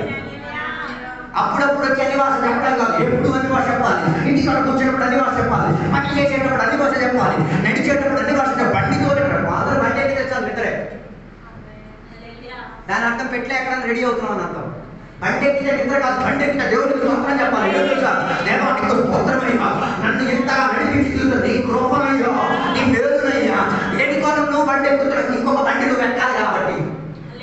ఏ బండి? రాకడాన బండి ఎక్కాలంటే ఏం చేయాలి? ఏమైంది? నా ఆత్మలో బైబిల్ చెప్పే ఒక మాట, ఇద్దరు ఏమైంది తీరాదు. ఆ బండి ఎక్కేసి పరలోకానికి ఆరోహణమైనట్టుగా బైబిల్ చెబుతుంది. దాని అర్థం ఆ బండి ఎక్కక మునిపే ఏ బండి ఎక్కినా ఏం చేయాలి? ఎడతడగా దేవుడికి కృతజ్ఞతలు చెప్పాలి. నెక్స్ట్ వస్తే కాసేపు నిద్రపోను, ప్రాబ్లం ఏం కాదు. అధికంగా దేవుడికి ఏం చేయాలి? కనపరచాలి. అధికంగా దేవుడికి సౌకర్యం చెప్పాలి. సౌకర్యం దొరికేటప్పుడు మంచం ఎక్కి పడుకోవడం కాదు, దేవుడికి కృతజ్ఞతలు చెప్పాలి. దేవా నేను తెచ్చుకునేటప్పుడు ఏం తెచ్చుకురాలి? మరి బాబా తెచ్చుకురాలి. నేను తెచ్చుకునేటప్పుడు ఏం తెచ్చుకురాలి? అందుకే నేను ఇంతగా చెప్పాను, అతను మూర్ఖుల దగ్గర కాబట్టి ఆరాధనలో కొందరు ఏం తీసుకొస్తున్నాడు? చర్చని తీసుకొస్తున్నారు. ఓ లార్డ్, పనికి రాంతి తీసుకొస్తున్నారు. అందుకే కదా అబ్రహాము బలి అర్పించి తీరాడు. ఆ బలి మీదకి ఎవరు దిగి రాలేదు, దేవుడు దిగి రాలే. ఎవరు దిగి వచ్చారు? గెద్ద దిగి వచ్చారు. గెద్దల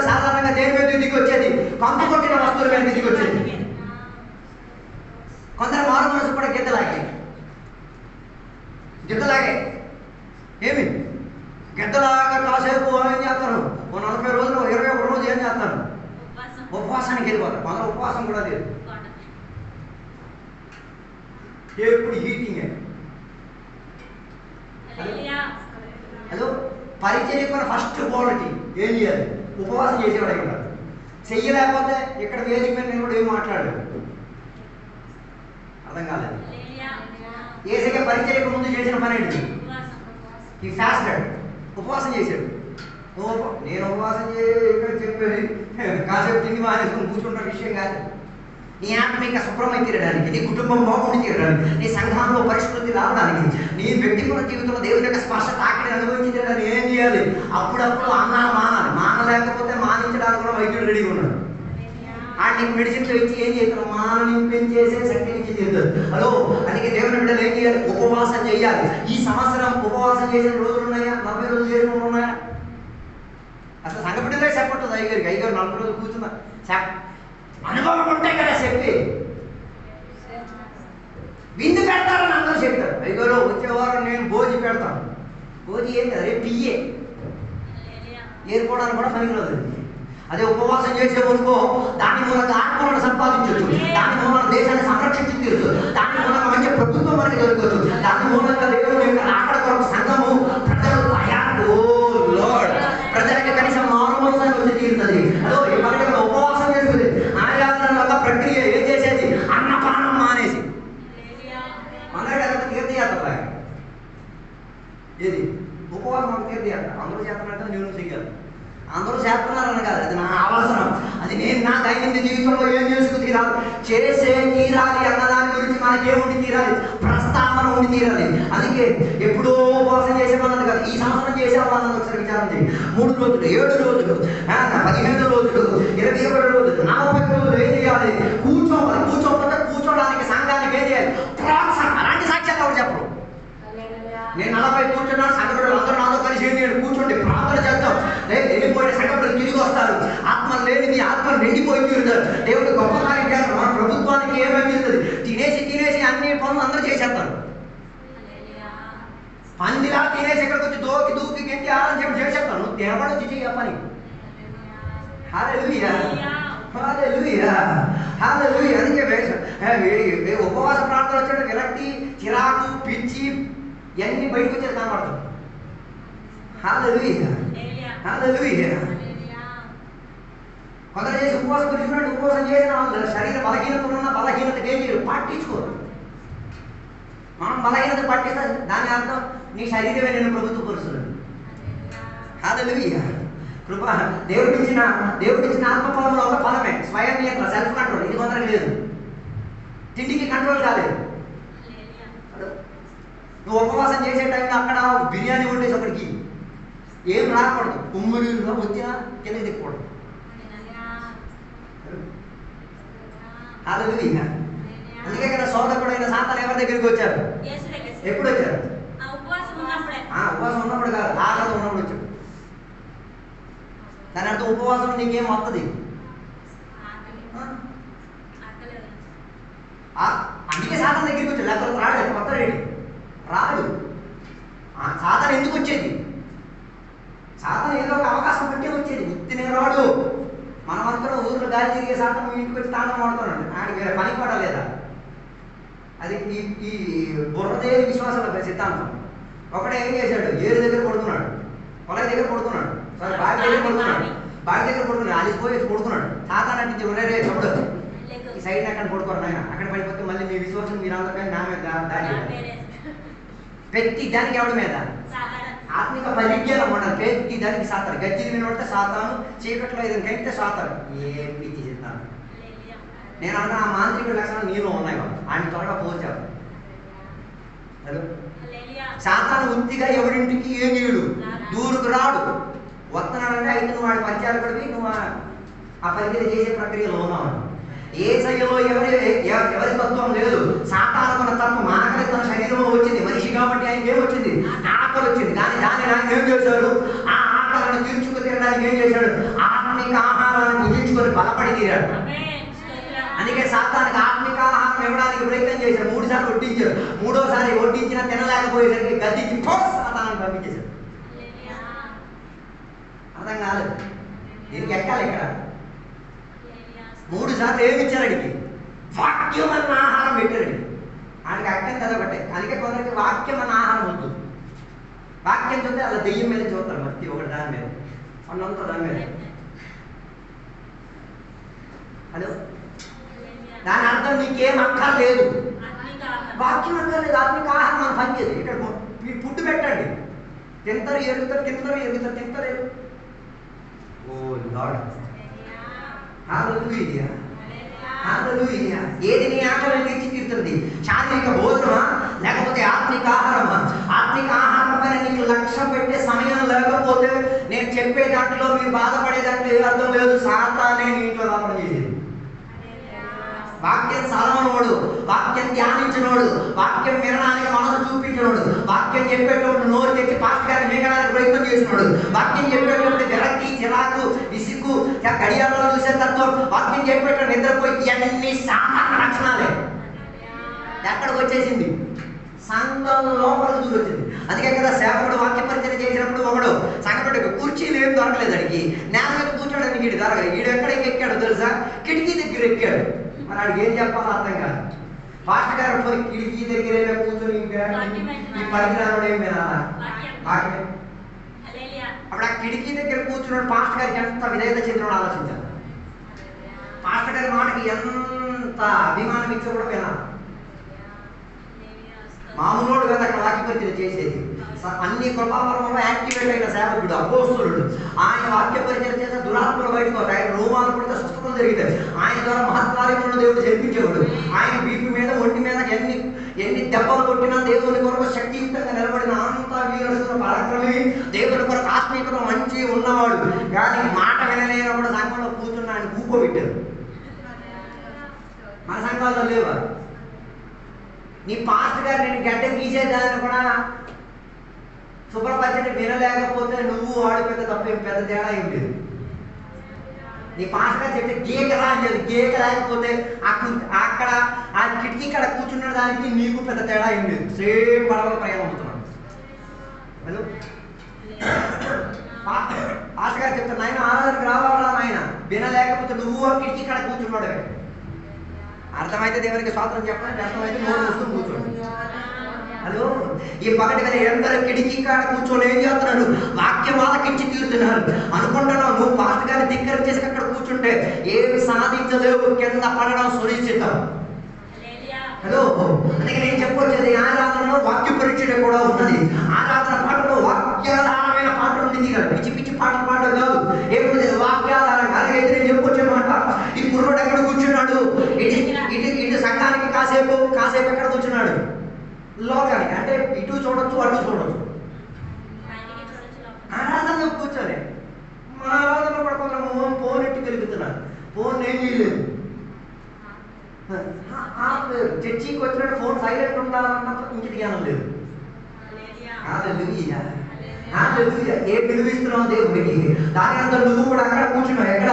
కిటికీ ఎక్కడ కూర్చున్నావు? ఈ రోజు కాకపోతే రేపు ఏమైతే కింద పడతావు. కింద పడితేనే నీకు అర్థమైతే ఆయన కింద పడి ఏమైపోయాడు చెప్పారు తెలుసా? చచ్చిపోయిన తర్వాత సేవకుడు మంచోడు కాబట్టి ఆయన కొంచెం బతికించాడు. సేవకుడికి ఆ ప్రభావం ఉంది కాబట్టి ఆయన తిరిగి ఏం చేశాడు? బతికించాడు. ఆ రోజు నాకు ఒక విషయం అర్థమైపోయింది, ఏమని పాటగా చెప్పింది వినాలి. హలో, నీకు ఉపదేశించిన ఉపదేశకులు ఏం చెప్తారో దాన్ని ఏం చేయాలి? వినలేకపోతే నువ్వు ఆయన అయ్యగారు వినవడం. ఇంకేదో ఊర్లో ఉన్న బోర్డు బూతులు ఉన్నాయి, పిలిచి ప్రాబ్లం ఏం లేదు. హలో, అర్థం కాలేదు. కొందరు అయ్యగారు పిలిచి ఆయన మాట వెళ్ళకపోతే ఇంకా అయ్యగారు పిలిచి చేయమంటాం. హలో, హల్లెలూయా. అందుకే కదా బైబిల్ చెప్పేది, కొందరు దేవుని యొక్క వాక్యాన్ని విని వదిలేసేవారు. కొందరు ఏం చేసేది? వాక్యాన్ని విని హృదయంలో సంచరించి దాని ప్రకారంగా నిలబడేవాడు యథార్థంగా దేవుని యొక్క కుటుంబంలో సభ్యుడు. బైబిల్ చెప్తున్నది, ఏసయ్య సహోదరులు ఏసయ్య తల్లి వచ్చారు ఏసయ్య కలవడానికి. ఏసయ్య కలవడానికి వచ్చిన శిష్యుడు వచ్చి ఏసయ్య చెప్పారు, ఏసయ్య మీ సహోదరులు అట్లా వచ్చారు, తమ్ముడు అన్నయ్య అందరూ వచ్చారు, ఏదో ఒకసారి కలవచ్చు కదని చెప్పి ఏసయ్య నాది కాదురా నాయన, నా వాక్యాన్ని విని నా వాక్యాన్ని ఆచరించి నా వాక్యంలో నిలకడత్వం కలిగిన నా ఫ్యామిలీ. మై గాడ్, అమ్మ గుండె లోపల కత్తి దిగిపోయింది, అన్నయ్య గుండె లోపల కత్తి దిగిపోయింది, తమ్ముడు గుండె లోపల కత్తి దిగిపోయింది, చెల్లి గుండె లోపల కత్తి దిగిపోయింది. ఓ నాయనో, మేము ఆడిని చూడడానికి ఆడు బలిపోయి ఆగట్లేదు, సరిపోయి ఆగట్లేదు. అది బలుపు సరుకు కాదు. ఆయన పోల్చుకున్నాడు. ఆత్మిక విషయానికి ప్రాధాన్యత ఇచ్చిన ఆయన కుటుంబీకుడిని, ఆయన కుమారుడిని, ఆయన ఇంటి వాళ్ళన్న విషయం దేవుడు ఏం చేశారు? విస్తారణ చెప్పినప్పుడు ఆయనకి అర్థమైతేంది, వారి రక్త సంబంధులే కానీ వాక్యం ఆరాధన వాక్యం మీద ఉండేది కానీ దేవుడిని ఆరాధన చేస్తే వాక్యాధారం ఉండదు. వాక్యాధారం కానీ ఆరాధన అన్య ఆరాధన, దైవ దూషణ ఆరాధన. మరి అదా కాదా ఆలోచించి నువ్వు ఏడవాలంటే ఏడవచ్చు, ఒప్పుకోవాలంటే ఒప్పుకు తీరుతుంది. అందుకే ఏసియా ఏం చేశాడో తెలుసా? ఆరాధన క్రమావళిలో మార్పు తీసుకొచ్చాడు. అందుకే వారి ఆరాధనలో ఏమొచ్చి తీరింది, దేవుడి యొక్క సాన్నిధ్యం దిగి వచ్చి తీరింది, వ్యక్తిగత సంభవం దిగి వచ్చి తీరింది, దేవుడికి కనపరిచింది, దేవుడి యొక్క వాక్యం నెరవేర్చుకోగలిగిన ఆత్మశక్తి వారి మధ్యలో దిగి రాగలిగి తీరింది. అందుకే నేను చెప్పొచ్చేమాట, సగం లోకానికి సగం సంఘానికి కాదు, అయితే పూర్తిగా లోకానికి లేకపోతే పూర్తిగా సంఘానికి. ఇటు అటు ఏం చేయకూడదు, క్రాస్ మ్యాచ్ ఉండకూడదు. నపుంసక క్రైస్తవం కాదు, అయితే క్రీస్తులు అయితే పూర్తిగా క్రైస్తులు ఏమైతే రాదు, లైవ్ అయి ఉంటుంది. అందుకే నేను చెప్పొచ్చే మాట, ఆయన ప్రజల లోపల ఎందుకు ఆరాధన కొందరికి సంతోషం రావట్లేదు, ఆరాధన కొందరికి ఏం రావట్లేదు, ఏదో చచ్చిపోయిన వాళ్ళ 40 నిమిషాలు ఆరాధన చేసిన తర్వాత 4 కొల నీళ్ళు తాగుతారు, 4 బిందెలు నీళ్ళు తాగుతారు. ఎందుకు తాగుతాడు? మళ్ళీ ఆరాధన చేయడానికి ఒక అర్థం. నీళ్ళు తాగైతే మళ్ళీ మధ్యలో లేచి పాస్ కట్టాలి. అందుకే దేవుడు యొక్క విడుదల ఈ కాలంలో మన ఆరాధన క్రమంలో ఏం రావాలి? మార్పు రావాలి. ఆరాధన చేసినప్పుడు దేవుని ప్రసన్నత మాత్రం కాదు, ప్రజలు కూడా దానిలో ఏం చేయగలిగింది, ఆనందించుకోగలిగింది. అందుకే 2 దినవృత్తాంతముల పుస్తకం 30వ అధ్యాయం 26వ వచనంలో చెప్పబడుతున్నది, యెరూషలేము అంతటిలో ఏమొచ్చి తీరిందో తెలుసా? మహా సంతోషం దిగొచ్చి తీరింది. ఆరాధన చేయడానికి మనుషులకు ఏం కలిగేది? సంతోషం కలిగేది. ఓ లార్డ్, మన సంఘంలో మొదటి ఒకసారి ఆరాధన అయిపోద్ది, ఈ ఆరాధనకి హాజరు కాలేడు. లాస్ట్ వాక్యం పరిచయం తర్వాత ఒక పాట పాడితే సప్పట్లు కొట్టడానికి కొందరికి చేతులు కాలు ఆడదు. మరి పక్షవాయం వచ్చిందో ఏడు. ఒకసారి ఆరాధన అయిపోయింది, మళ్ళీ ఇంకా ఆరాధన. దాని అర్థం నీకు ఆరాధనలో ఏమి లేదు, ఇంకా చచ్చిపోయింది. ఆ పాట కానీ 1 గంట వెళ్ళిపోయింది అనుకో, నువ్వు సపోర్ట్లు కాదు, వెళ్ళి అక్కడ కూకుని పొడుకుని పోతావు. అర్థం కాలేదు. దాని అర్థం ఆరాధన నీకేమనిపిస్తున్నది? మా విసుగరు కదా బైబిల్ చెప్తున్నది, ఇస్కియా కాల తరగతిలో ఆరాధన వారికి ఏమొచ్చి తీరింది? మా సంతోషం ఇచ్చే పరివేషంగా మారి తీరింది. పశువులో పశువు ఉన్న విత్తనాలు పంటలో విస్తారంగా ఫలించిన దేవుని యందు నమ్మిన వాడు ఆయనను మాత్రమే ఆనందించుకోగలిగింది. ఆయన మీద ఉన్న ఆనందమే మనకి 20,000 రూపాయలు అకౌంట్లో పడితే ఆనందం చూడాలి, ఆత్మశక్తిలో అడిగి అంత ఆనందం పడదు. హలో, మంచి సంబంధం ఒకటి వచ్చేది, ఆనందం ఇక్కడ లేకపోతే దాని అర్థం అదే నీ ఆనందం. హలో, ఏ ఆనందాన్ని ప్రాధాన్యత తీరుతుంది? ఆరాధన మూలంగా ఉన్న ఆనందం. వాక్య పరిచయం విని తర్వాత యూటోపియాలో ఉన్న మహారాజుకి ఏం కలిగింది? విపరీత ఆనందం కలిగింది. ఆ ఆనంద పరివేషంలో ఆయన అడిగిన మాట తెలుసా? నేనుంది బాధ్యత సేవకుడు నన్ను ఏం అభ్యంతరం, నన్ను ఏం చేసేయాలి? బాధ్యత చేయాలి. హలో, మాసగారు బాధ్యత ఏం చేయలేదు, చెప్పలేదు. ఆయన కోరితే నేను చెప్తున్నాడు. ఓ లార్డ్, ఆనందం అది. ఏమని? వాక్యం నెరవేరింపు అనుసరించి యేసయ్య మరణ పునరుత్థానంలో నేను కూడా ఏమై తీరాలి? మానవాగం దైవ తీరాలి. దానికి నేను అభ్యంతర పడేవాడు కాదు, నాకు మంచి మనసాక్షి కావాలి. నేనేమై తీరాలి? యేసయ్యతో జీవించి తీరడానికి ఈ సౌకర్యం కావాలంటే నా నీతి దేవుని యొక్క నీతి నెరవేరింపు కొరకు నేను సరెండర్ అవుతా. ఎవడు పెద్ద అధికారి, రాజుడే కాడే. కొందరు బాప్తిసం పొందాలంటే ఏమండి నేను నీళ్ళలో అలా అడిగినోడు రేపు పాస్టర్ గారు తిడితే చర్చి కూడా విడిచిపెట్టారు. అందుకే మన సంఘంలో చూడండి, అమ్మ నాన్నకి పాస్టర్ గారితో ప్రోగ్రాం ఉంటే పిల్లలకి ఎందుకు చర్చికి రాకుండా ప్రాబ్లం అమ్మ నాన్నకి పాస్టర్ గారికి, పిల్లలకి ఏం ప్రాబ్లం? నువ్వెలా చర్చికి, నీకేం ప్రాబ్లం?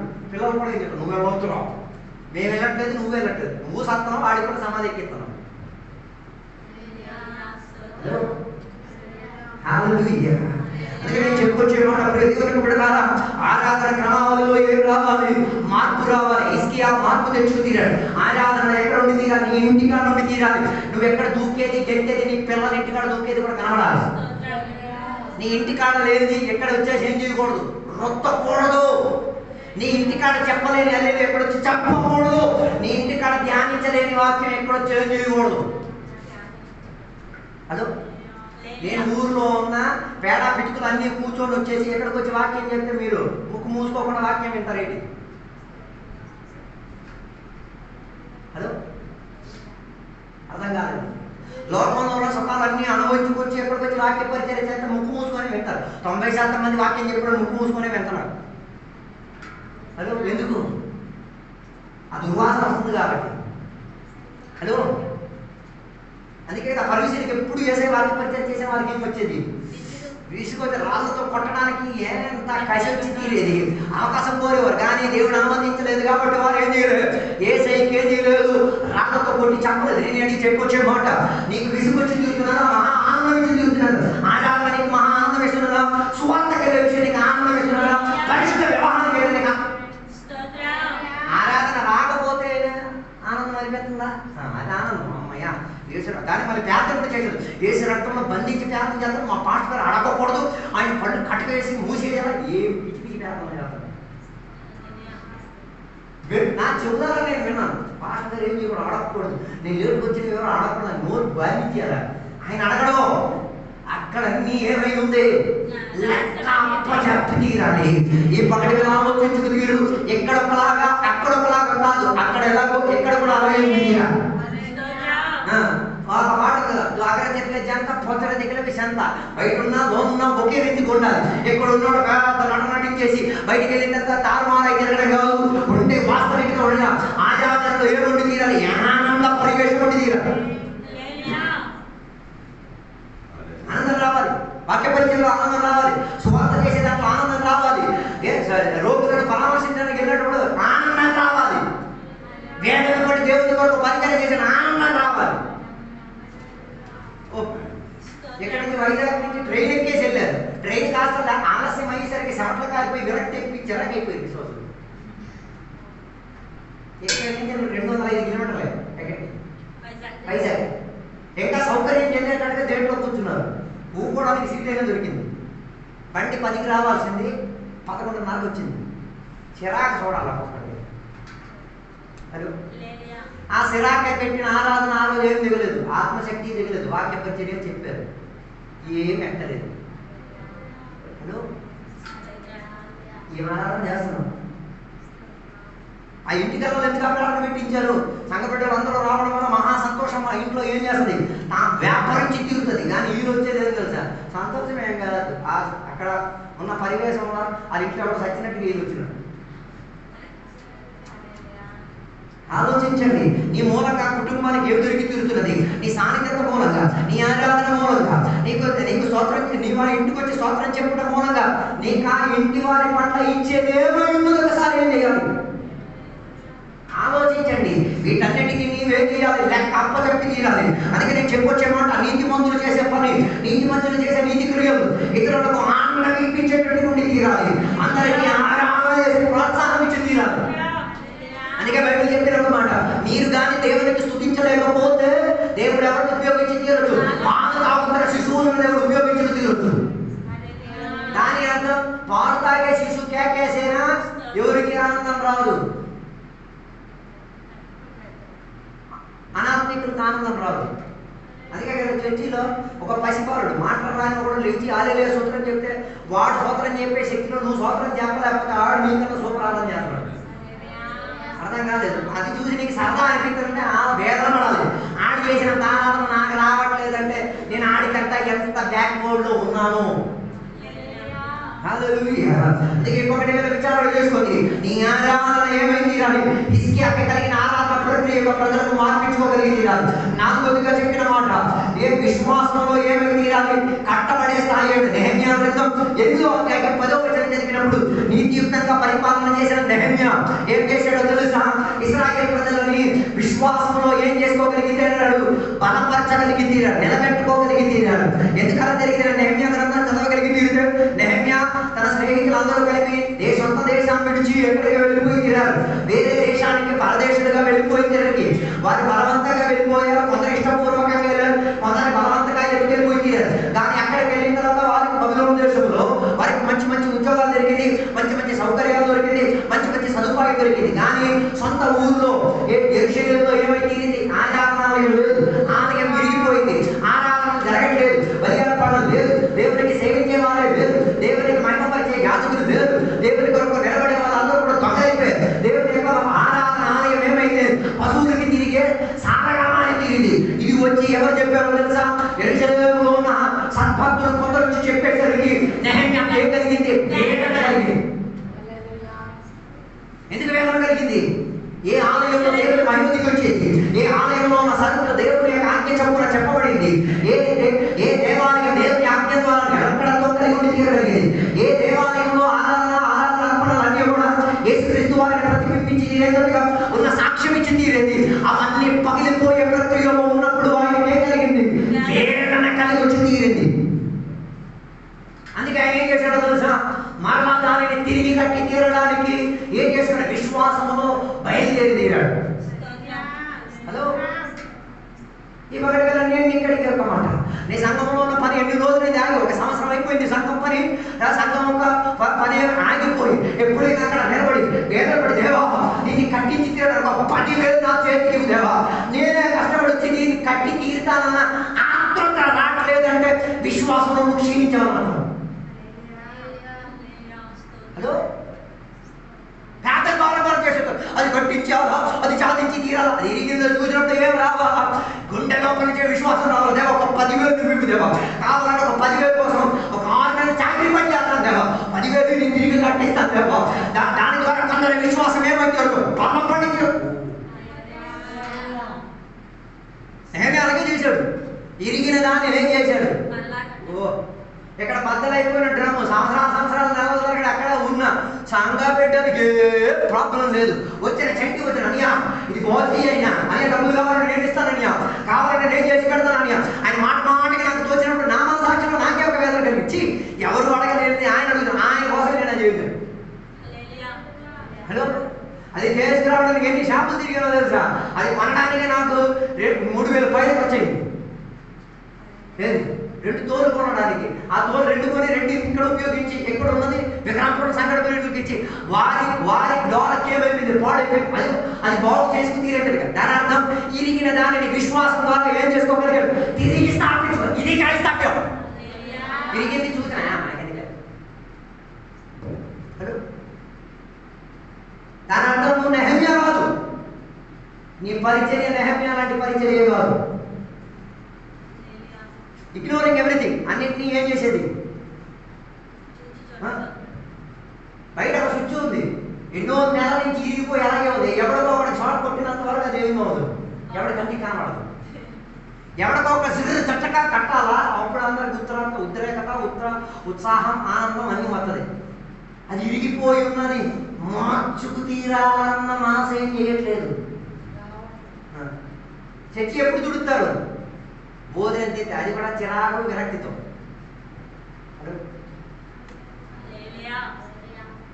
ఎప్పుడు మీతో ఇవేం మాట్లాడట్లేదా అంటే నాకు అనిపిస్తుంది. ఎప్పుడు నీకు ఖర్చులు అడగట్లేదు, సిగ్గు అనిపించట్లేదా?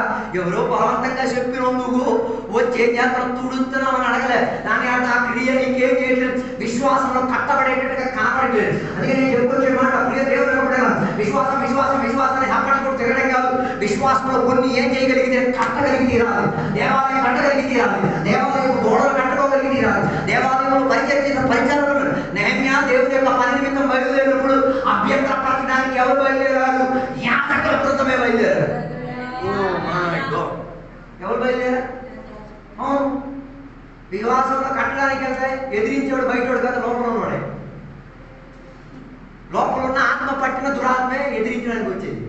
మళ్ళీ చెప్తాను, లోపల ఉన్న ఆత్మ పట్టిన దురాత్మ. ఆత్మ పట్టినట్టు తొలి ఆత్మలో నిలిచేవాడు, ఇప్పుడు ఆత్మ పోయి ఏమొచ్చేసింది? దురాత్మ వ్యాపారం చేసేసి వచ్చేసింది. ఆ దురాత్మను కలిగే వాళ్ళు ఏం చేశారు? అభ్యంతరపరిచారు. కానీ ఈయన ఆగలేదు. దేవుని సన్నిధిలో ఒకే నిబంధన తీసుకున్నారు, దేవా నేను చేస్తానంటే చేసి తీరుతాను, దానికి నేను ఏం చేయాలి? బలం ఇచ్చి తీరాలి, శక్తి ఇచ్చి తీరాలి, సామర్థ్యం ఇచ్చి తీరాలి, సహాయం ఇచ్చి తీరాలి, మనుషులు వేపి తీరాలి, ఆత్మతో చేశాడు తెలుసా? ఎన్ని రోజులతో కట్టాడు తెలుసా? 52 రోజులు. ఓ మై గాడ్, 52 రోజుల్లో దేవాలయం దాన్ని కట్టింది. చాలా మంది దేవాలయం అనుకుంటారు, దేవాలయం గోడలు కట్టాడు. అది ఒక పాస్టర్ 52 రోజులు చర్చి కట్టాడని చెప్పి అభిమానం చెప్పాను. ఆయన 52 రోజుల చర్చి కట్టమని బైబిల్ ఏం చెప్పట్లేదు. నువ్వు సంవత్సరం బట్టి కట్టు, 10 సంవత్సరాలు బట్టి కట్టు, 1,00,000 సంవత్సరాలు బట్టి కట్టు, ప్రాబ్లం ఏంటి లేదు. ఆ ఆలయం దేవునికి విశ్వాసం అప్పగించే ఆలయంగా మనం తీరాలి. విశ్వాసంలో కొన్ని కట్టేటటువంటి తీరాలి. విశ్వాసంలో కట్టేవాడివా, లూజ్ చేసేవాడివా? హలో, విశ్వాసంలో కట్టేవాడివా, లూజ్ చేసేవాడు? 90% మంది దేవుని లూజ్ చేసేవారు. అందుకే కదా యేసయ్య అపనమ్మకం చెందిన శిష్యులారా అని చెప్పి ఎవరికి పిలిచారు? శిష్యులను పిలిచారు.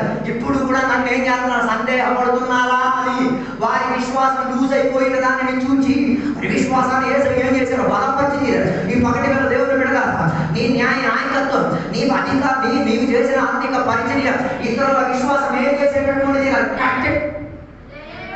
కట్టులు ఇప్పేటట్టు ఉండకూడదు. అర్థం కాదు. కొట్లు ఇప్పే, అందరి విశ్వాసం కొట్లు ఇప్పేటట్టే. ఏ కొట్లు? వాక్య కొట్లు ఇప్పేటట్టే.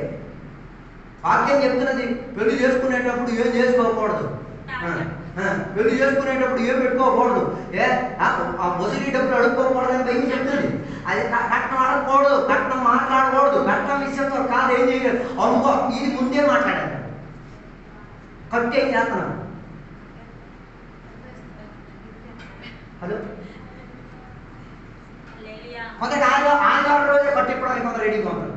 ఆ రోజే ఎవరో ఒకరు పోతారు, ఆ రోజే ఏదో ఒకటి జరిగింది, ఆ రోజు కట్టిప్పేసి వస్తాడు. వీడు కట్టిప్పేసి మాసాల పాటు వారం వచ్చాడు, మిగతా విషయం ఆడు కట్టిప్పితే నేను ఇప్పితే నాకేం ప్రాబ్లం? హలో, నేను చెబుతానా విన్నాను. ఒక విశ్వాసం 2 వారాలు రాలే, మరుసటి వారం ఆ విశ్వాసం వచ్చేసరికి యువతలు విషయం ఏం 2 వారాలు రాలేదు. చాలా థ్యాంక్స్ బాబు, నేను కూడా 2 వారాలు రావడానికి నువ్వు నాకు వేదిక కనిపించావు.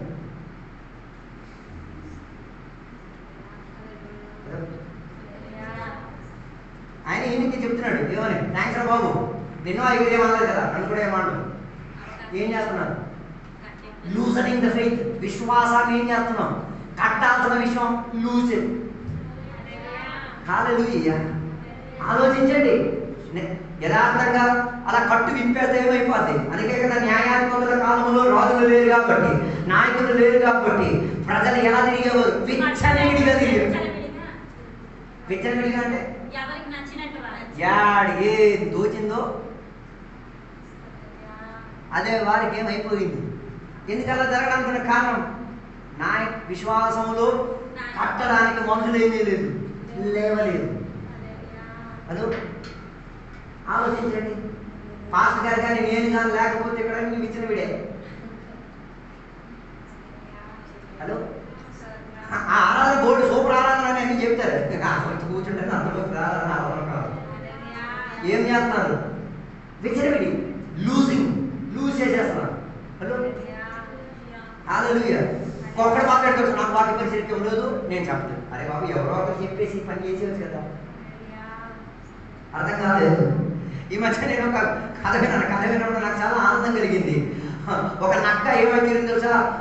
ఇందులో ఒక ఇనుము క్లిప్లో పడిపోయింది. ఆ క్లిప్లో పడిపోవడం చూసి ఒక చిక్కు వచ్చేసింది, సహాయం చేసింది. వీడు బాధపడుతున్నాడు చూసి సహాయం చేసి దానికి కొమ్ముని ఇరికించేసి ఏం చేసింది? ఆ క్లిప్ను ఉడదీసేసి వీడిని స్వేచ్ఛగా పంపించారు. వీడు ఏమి మాట్లాడకుండా నక్క వెళ్ళిపోయింది. ఈ కొమ్ము ఏమో ఇరిగిపోయింది. దేని కొమ్ము? జగ కొమ్ము ఇరిగిపోయింది. ఇరిగిపోయి అక్కడ ఏడుస్తూ పడుకొని చాలా రకంగా ఏడుస్తుంది. ఆ టైంలో ఈ నక్క వెళ్ళి మిగతా నక్కలని పిలిచి తిరిగేసింది.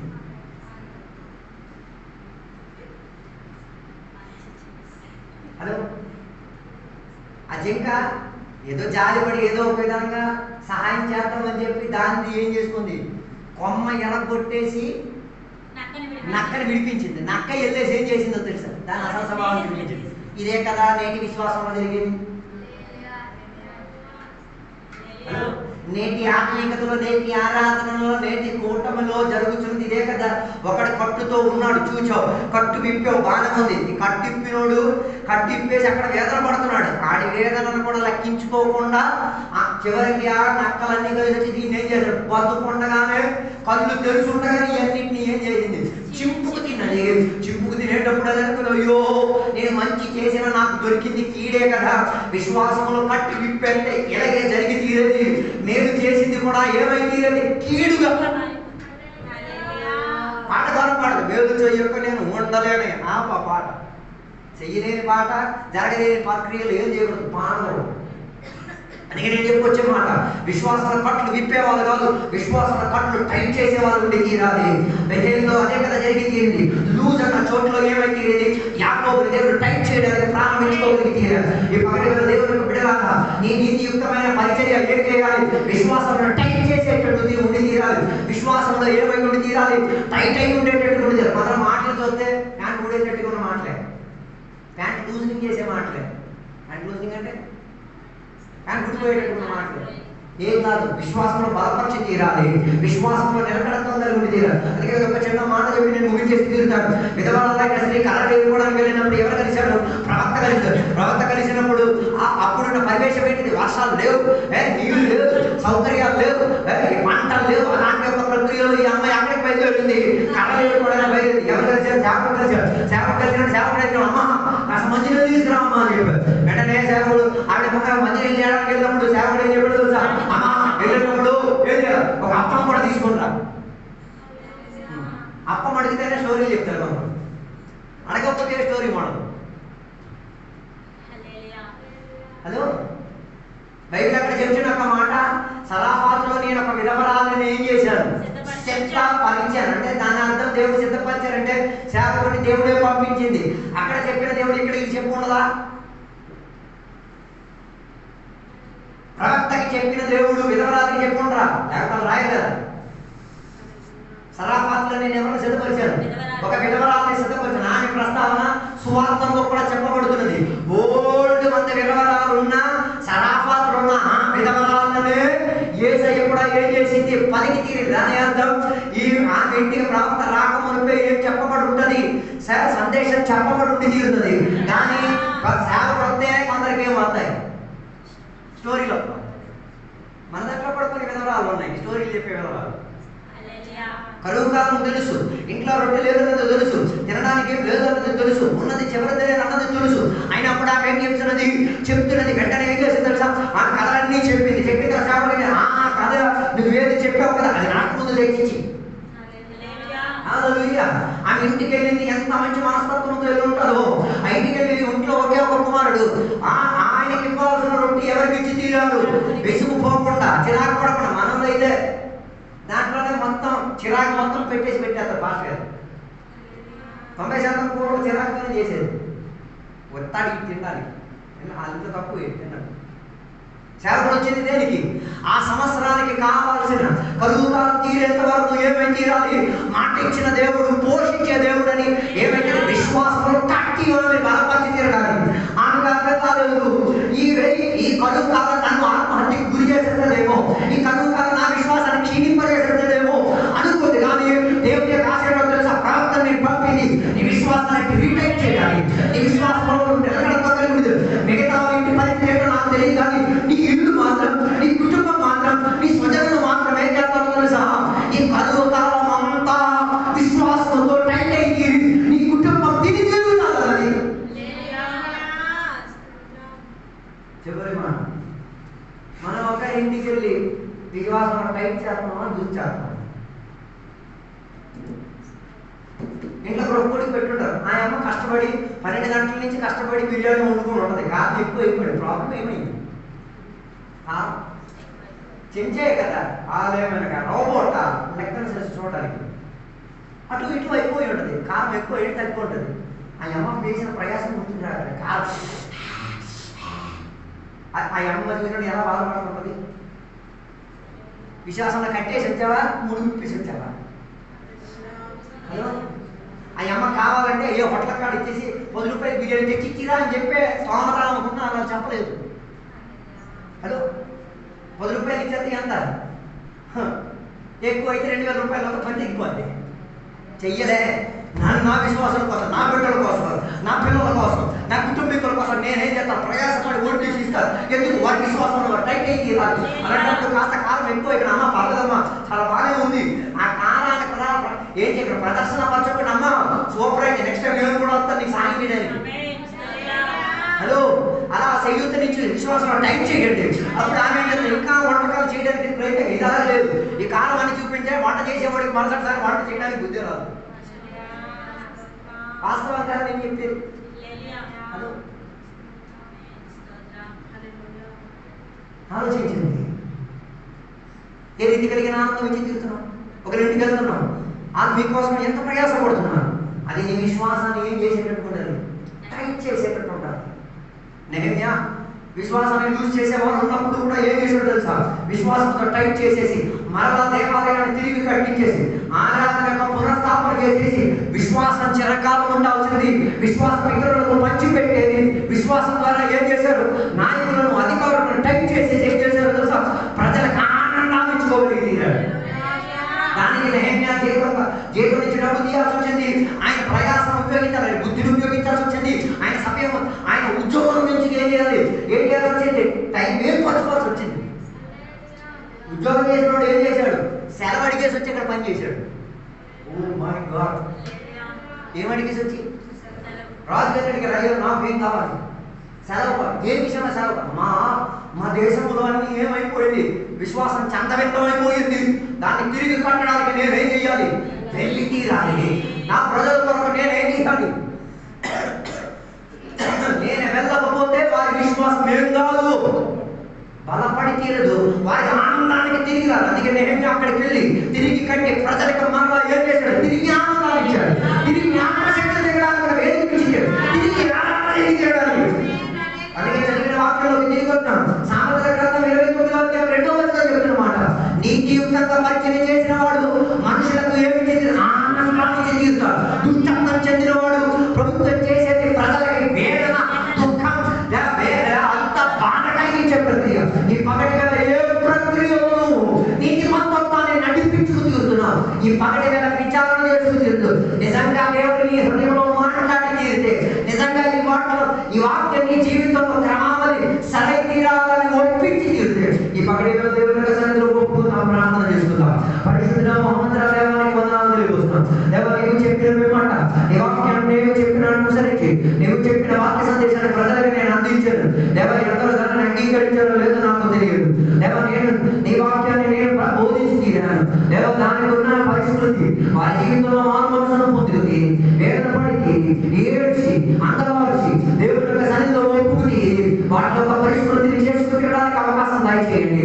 దేవా, నీతియుక్తమైన పరిస్థితి ద్వారా ఇతరులకు సంతోషం కలిగించి తీరేదిగా భాగ్యోదయం దయచేయమని కోరుచున్నాను. దేవా, దేవుని యొక్క అధిష్టాన్ని నెరవేర్చేటట్టుగా, దేవా, దేవుని యొక్క నియమావళిని, దేవుని యొక్క పరిజ్ఞానంతో దేవా సమాధానం కలిగించి తీరేదిగా, దేవుని యొక్క ప్రజలను విశ్వాసంలో నిలకడగా కలిగించుకు తీరేదిగా, దేవుని యొక్క ప్రజలను ఆరాధనలో నడిపించుకు తీరేదిగా, అలాంటి యొక్క నాయకత్వం నీతిమంతత్వంగా మేము తీరుటకు దేవా మా చేతులను బలపరచండి, మా నోరులను బలపరచండి, మా చెవులను బలపరచండి, మా శరీర అవయవాలను బలపరచండి. దేవా, దాని ద్వారా దేశానికి, కుటుంబానికి, సంఘానికి, ఆత్మిక భవనానికి, వ్యక్తిగత జీవితానికి ఆనందాన్ని కల్పించే తీరుగా దేవా మా జీవితాలు మార్చినందుకు దేవాన్ని స్తోత్రం.